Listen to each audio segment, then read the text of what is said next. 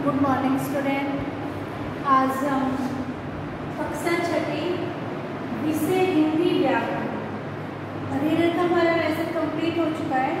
आज हम हिंदी ग्रामर का लेसन करेंगे। पार्ट नंबर 6 शब्द निर्माण। उपसर्ग कि शब्दों का जो उपसर्ग होते हैं वो कैसे बनते हैं, ठीक है, वो कैसे अर्थ देते हैं। ठीक है, सबसे पहले उपसर्ग होता क्या है? जो शब्दांश के आगे लगकर उसके अर्थ में परिवर्तन कर देता है वो क्या कहलाता है? उपसर्ग। उप का मतलब होता है समेत, सर्ग का मतलब होता है रचना करना। उप उसके पास लगकर रचना करना।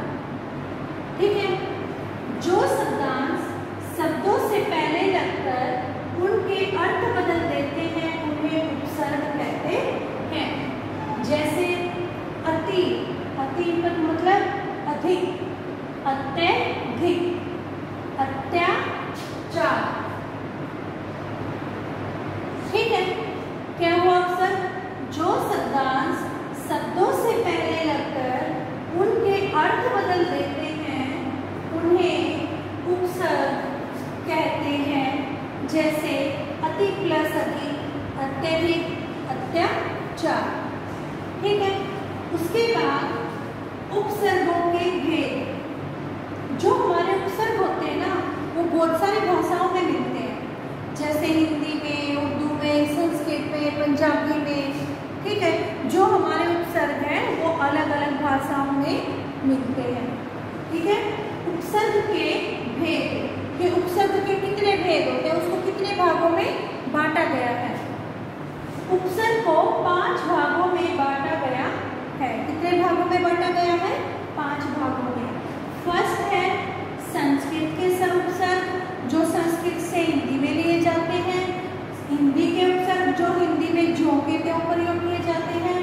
उर्दू व फारसी के उपसर्ग जो उर्दू और फारसी के शब्द होते हैं वो किसमें लिए जाते हैं?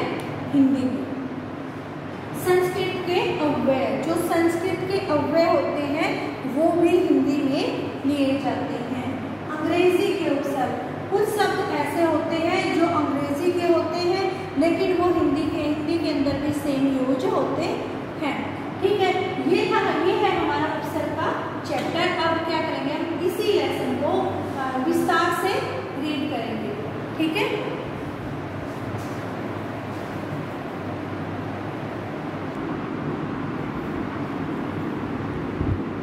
अब है हमारा लेसन नंबर 6 हिंदी ग्रामर कक्षा छठी शब्द निर्माण और उपसर्ग। सबसे पहले जो आज की डेट है वो हम डालेंगे 14/7/2020। ठीक है, उसके बाद क्या करेंगे, हम लेसन को स्टार्ट करेंगे।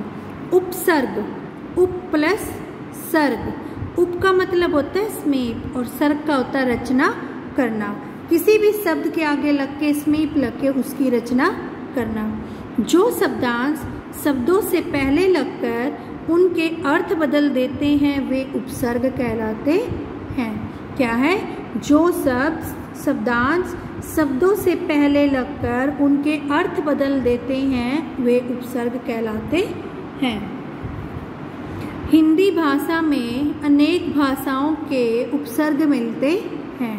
क्या है? हिंदी भाषाओं में अनेक भाषाओं के उपसर्ग मिलते हैं, जैसे संस्कृत, फारसी, उर्दू, अंग्रेजी आदि।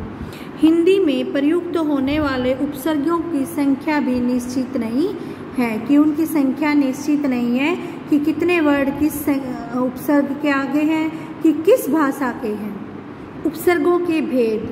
हिंदी के उपसर्गों को मुख्यतः 5 भागों में बांटा जा सकता है।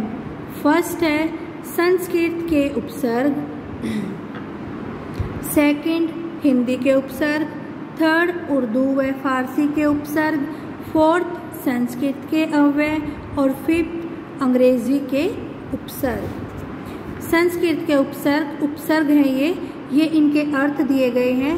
फिर आगे क्या दिया गया और उदाहरण भी दिए गए हैं, जैसे अव बुरा, नीचे, अवगुण, अवरोही, अवतीर्ण। अगर तीर्ण होता तो इसका क्या अर्थ होता और अव लगने के बाद क्या अर्थ हो गया है? अधि, ऊपर, प्रधानता, अधिकरण, अधिवक्ता, अधिकार। उत, ऊपर, ऊंचा, श्रेष्ठ, उत्कर्ष, उत्थान, उत्पत्ति। अति, अधिक, अत्याचार, अत्यधिक, अधिकाय। पर, पराया, दूसरा, परोपकार, परहित, परतंत्र। वि, विशेष, अभाव, विज्ञान, विशेष, वियोग। सम, अच्छा, सरल, संहार, संकल्प, संसार। आ, तक, समेत, आदान, आजीवन, आगमन। परा, उल्टा, प्राजीत, पराक्रम, पराधीन। दुस, बुरा, दुस्साहस, दुशासन। सु, सरल, अच्छा, सुपुत्र, सुगम और सुलभ। उसके बाद है हिंदी के उपसर्ग। अध, आधा, अधमरा, अधखिला, अध कचरा। उन, एक, कम, 29, 59, 49। कु, बुरा, कुपुत्र, कुसंग, कुमार्ग। नि, रहित, निडर, निहत्था, निकृष्ट। औ, हीन, अवगुण, अवघट, औचक। भर, भरा हुआ, भरसक, भरपूर, भरपेट। चौ, चार, चौकन्ना, चौराहा, चौमासा। ए, अभाव, अकाल, अनाथ, अटल। उसके बाद है उर्दू व फारसी के उपसर्ग। कम, थोड़ा, कमजोर, कम वक्त, कम अकल। खुश, प्रसन्न, खुशबू, खुश दिल, खुश किस्मत। बद, बुरा, बदनाम, बदतमीज, बदसूरत। सर, मुख्य, सरकार, सरदार, सरहद। बै, के साथ, बतौर, बनाम, बखूबी। हर, सभी, हर तरफ, हर साल, हर रोज। उसके बाद है संस्कृत के अव्यय। अंतः, भीतर, अंतःकरण, अंतःपुर, अंतःकक्ष। सत्य, अच्छा, सज्जन, सत्कार, सत्संग। पुनः, फिर, पुनर्जन्म, पुनर्निर्माण, पुनर्विचार। अध, नीचे, अधोपतन, अधोगति, अधोमुख। चिर, बहुत देर, चिरकाल, चिरजीवी, चिरपरिचित।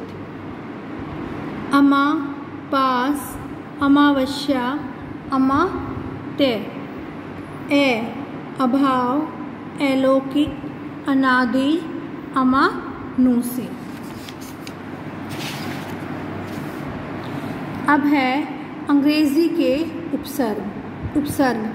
हेड, मुख्य, head master, head constable, head boy, head girl. जब हम इनको इंग्लिश में लिखेंगे तो तब भी ऐसे लिखे जाएंगे और हिंदी में लिखेंगे तो तब भी ऐसे ही लिखे जाएंगे।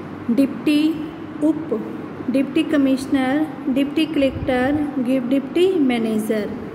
वाइस, उप, vice principal, vice chancellor, vice president. सब, अधीन, उप, सब स्टेशन, सब इंस्पेक्टर, सब जज। हाफ, आधा, half plate, half time, half pant. ठीक है। उसके बाद कि हम इस लेसन के अंदर हमने क्या क्या जाना।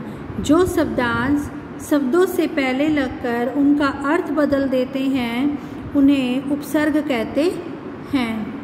हिंदी में अनेक भाषाओं के उपसर्गों का प्रयोग किया जाता है। हिंदी में प्रयोग होने वाले उपसर्गों की संख्या भी निश्चित नहीं है। हिंदी के उपसर्गों को 5 भागों में बांटा गया है। स्टूडेंट्स, ये था हमारा उपसर्ग का चैप्टर। ठीक है, इस लेसन को आप अगेन से लर्न करेंगे, रीड करेंगे और जो ये तालिकाएं दी गई हैं इनको अच्छे से लर्न करेंगे। Okay students, thank you, have a nice day.